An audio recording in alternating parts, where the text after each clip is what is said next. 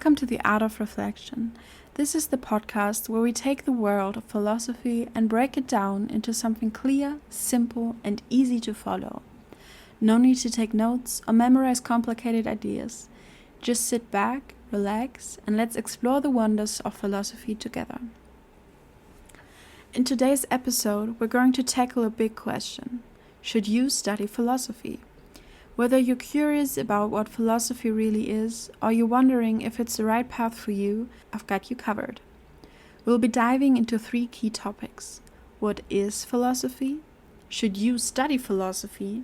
And what can you do with a philosophy degree? So, what exactly is philosophy? Well, at its core, philosophy is the study of fundamental questions, like what's real? How do we know what's true? It comes from the Greek words philos, love, and sophia, wisdom, which means the love of wisdom. But it's much more than just seeking wisdom. It's about challenging ideas, questioning everything, and diving deep into the nature of life, knowledge, and existence. A few of the biggest questions in philosophy are: what is real? How do we know what's true? What is right and wrong? What makes a good life? And what is the best way to organize society? It's the kind of stuff that makes you look at the world a little differently. Philosophy isn't just for scholars in libraries. It's for anyone who's ever asked why things are the way they are. Did you know that the famous Greek philosopher Socrates never actually wrote anything down? He taught by simply engaging in conversations with others. His method of asking questions and challenging assumptions became known as the Socratic method, and it's still used today in law schools and classrooms to promote critical thinking. So, when you hear about philosophy, think of it not just as a subject, but as a way of seeing and questioning the world. It's not about memorizing facts. It's about understanding life from all angles and constantly refining your perspective. Philosophy was never meant to be a solitary pursuit. In fact, some of the best-known philosophers hated sitting in classrooms. Instead, they'd walk around and talk to people. Socrates is the most famous example. He would literally walk the streets of Athens, asking questions and engaging in conversations. He wasn't just teaching in a traditional sense. He was learning through dialogue, and so were his students. Imagine having a philosophy class where the professor and students simply walked around and discussed life. Pretty cool, right? Also, there's a story that Aristotle, Plato's student, had a massive library and would often walk through it while discussing philosophy.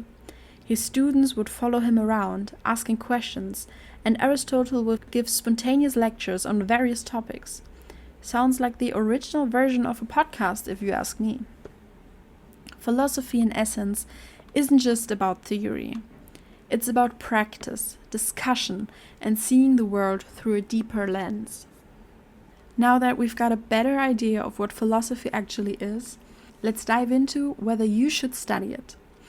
It's definitely not everyone's first choice when it comes to picking a major, but that doesn't mean it's not worth considering.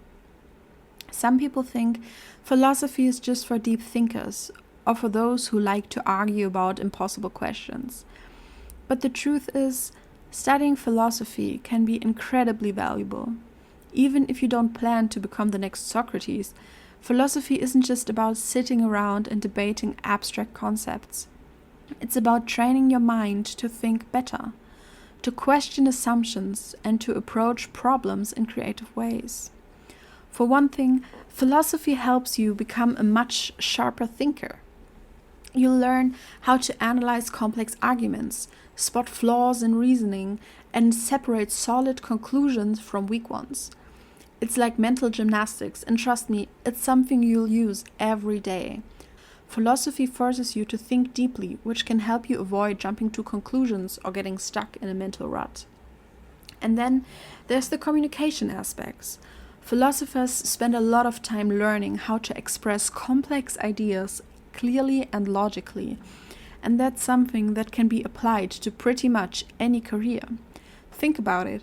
Whether you're giving a presentation at work, writing an email, or having a discussion with a friend, being able to break down complicated ideas in a simple way is an incredibly useful skill.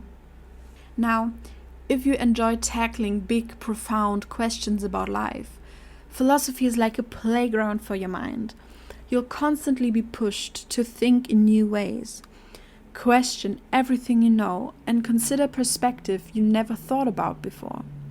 If you're someone who loves diving into questions like what makes a good life or how do we know what's true, you'll find yourself completely absorbed in the subject. But it's not just the intellectual benefits. Philosophy is also an excellent choice for anyone who likes smaller, more intimate classes. Unlike bigger subjects like psychology or business, philosophy often has smaller class sizes, which means you get more personal interactions with professors and a chance to engage in deep, meaningful discussions with your peers. It's not just lectures, it's a collaborative learning experience. On top of all that, philosophy teaches you how to deal with uncertainty and complexity. Let's face it, we live in a world where everything's changing all the time. Jobs are evolving, technology is moving faster than we can keep up, and things often feel uncertain. Philosophy prepares you for this.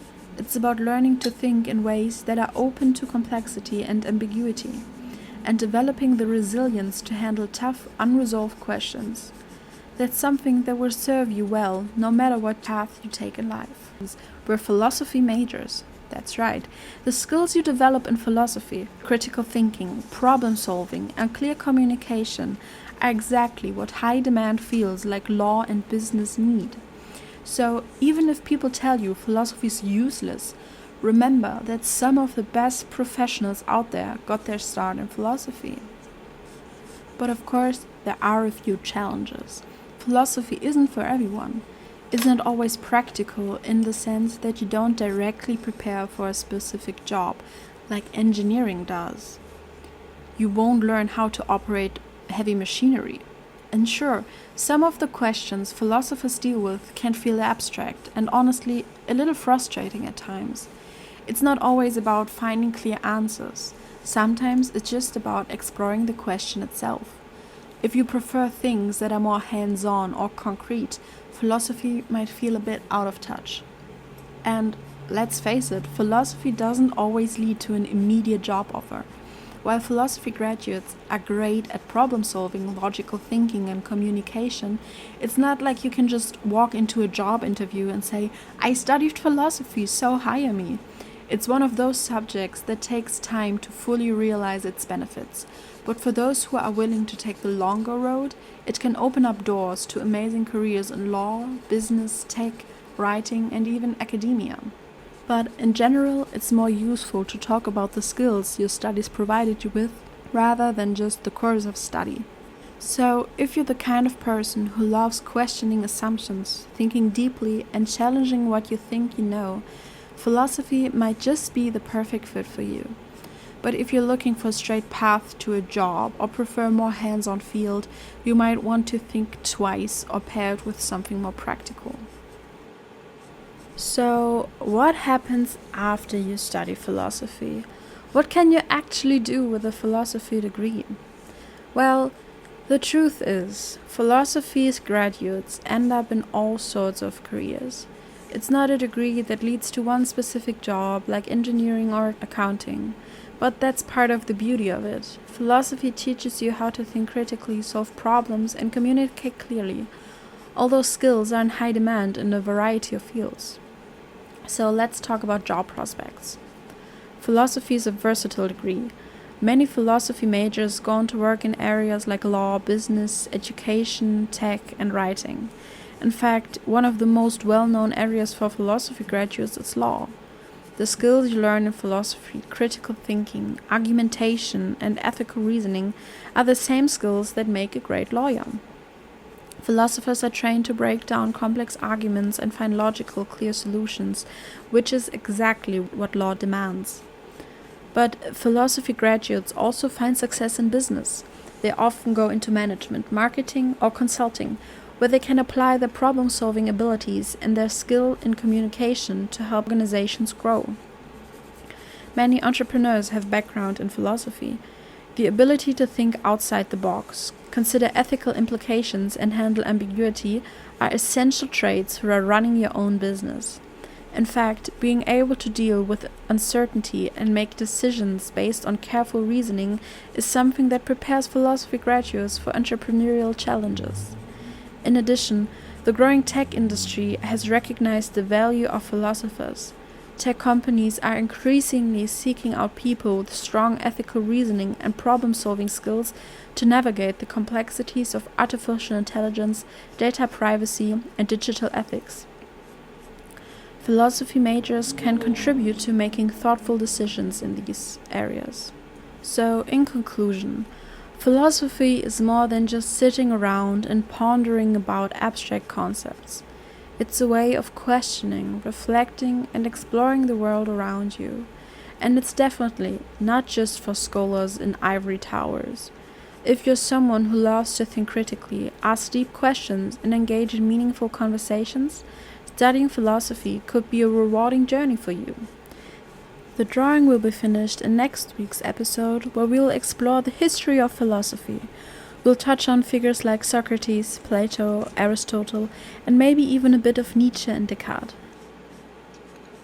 If you enjoyed this episode, don't forget to subscribe to The Art of Reflection for more thought-provoking discussions. Thanks for listening, and until next time, keep questioning, keep thinking, and stay curious.